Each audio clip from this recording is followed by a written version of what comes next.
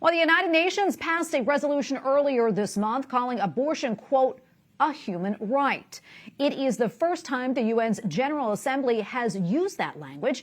It was included in a bill opposing gender and sexual-based violence. We go now to Austin Ruse, president of the Center for Family and Human Rights, or CFAM, who has been following this story. Austin, great to see you. Talk to us why you think the General Assembly passing this measure sets a worrying precedent, even though the vote is non-binding. Indeed, the vote is non-binding, but even non-binding resolutions have an impact on the UN on the UN system itself, which is several billion-dollar agencies that influence policy around the world. And that's the real worry: is that this language will be built upon, it will be picked up by lawyers and judges around the world who will erroneously say that this non-binding resolution establishes a right to abortion. This is a false claim, but it's a guarantee that this is what they will do. Austin, I'm curious, what about the pro-life members in the United Nations? Did any of them push back on this pro-abortion measure?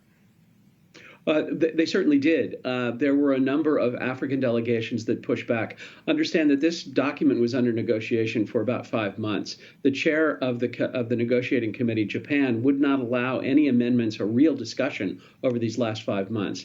At the end of the day, that is to say, when it really came before the UN General Assembly, there were amendments that were put forward by Nigeria and backed by a number of UN member states, but these all failed.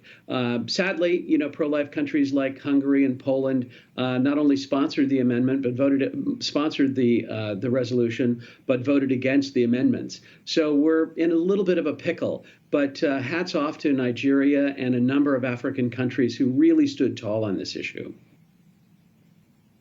And I'm wondering, Austin, also, what comes next? I know you recently wrote that the Biden administration is very actively pushing its pro-abortion agenda in the UN.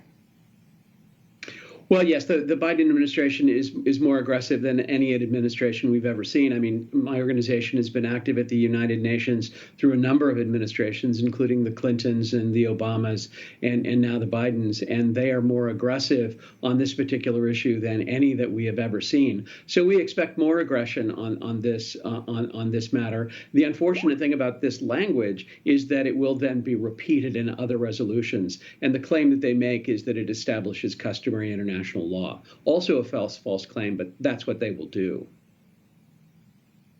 Austin, is there anything else going on in the UN right now that you feel is important for our viewers to know about? Well, there are negotiations every single working day of the year where these types of issues are pushed by the European Union, the United States. So there are negotiations, large and small, that are happening all the time. The most worrying thing right now is that there are some who are looking to initiate a new treaty on crimes against humanity, and that will be a very dangerous moment because they will try to strike down some very good language, for instance, on gender.